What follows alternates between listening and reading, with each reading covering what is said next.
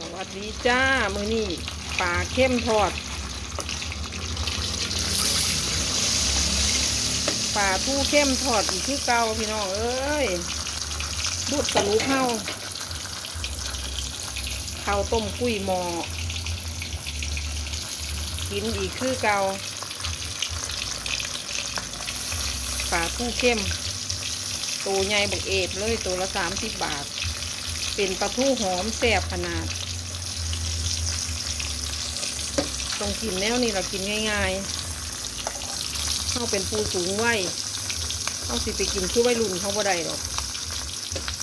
ผู้สูงวัยต้องกินแบบนี้ ถึงจะกินข้าวได้อะเยอะๆไปกินเขานั่นเขานี่บ่ได้ได้พี่น้อง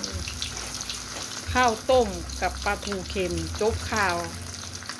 ของแซ่บอีสานบ้านเฮากินเท่าใดกับบ่เบื่อ